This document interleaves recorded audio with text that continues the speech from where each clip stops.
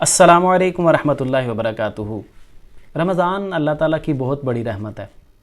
عجیب بات ہے کہ لوگ کاروبار کے لیے اور دنیاوی فائدوں کے لیے مال اکٹھا کرنے کے لیے، ایون کہ اسٹوڈنٹس جو ہیں نا، وہ دنیا کی کامیابی کے لیے راتیں جاگتے ہیں۔ معمول بن چکا ہے۔ جو کاروباری ہے وہ کاروبار کے آغاز میں دن رات ایک کر دیتا ہے۔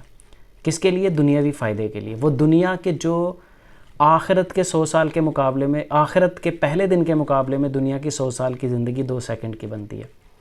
حیرانگی ہے اس انسان پہ کہ جو دنیا کے فائدے کے لیے تو راتیں جاگتا ہے، لیکن اللہ تعالیٰ کو خوش کرنے کے لیے رمضان کی راتوں میں سویا رہتا ہے۔ وہ راتیں جو اتنی قیمتی ہیں کہ جس کے بارے میں کہا کہ وہاں ایک رات ایسی ہے، لیلۃ القدر خیر من الف شہر، کہ رمضان کی طاق راتیں، آخری عشرے کی جو طاق راتیں ہیں، ان میں سے ایک رات ہے لیلۃ القدر، اور لیلۃ القدر 1000 مہینوں سے افضل ہے۔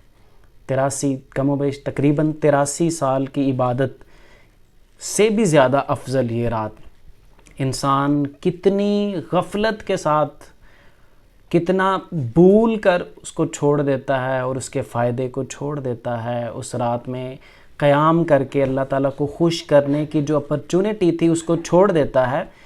حیرانگی ہے اس انسان پہ کہ جو دنیا کے فائدے کے لیے تو اتنا کچھ کرتا ہے، دنیا کا 10-20 مرلے کا مکان بنانے کے لیے اتنی لمبی چوڑی منصوبہ بندی کر کے دن رات لگاتا ہے، لیکن جنت کے مکان کے حصول کے لیے آخری عشرے کی طاق راتوں میں جاگنا بھی اس کے لیے دشوار ہوتا ہے۔ تو سمجھ لیجئے کہ ہم گھاٹے کا سودا کر رہے ہیں یا فائدے کا۔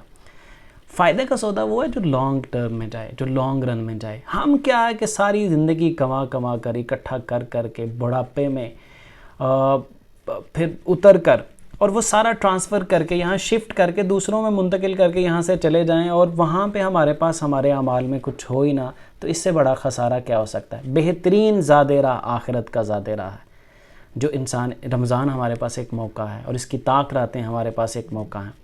اللہ تعالیٰ ہمیں رمضان کے فیض و برکات کو سمیٹنے کی توفیق عطا فرمائے۔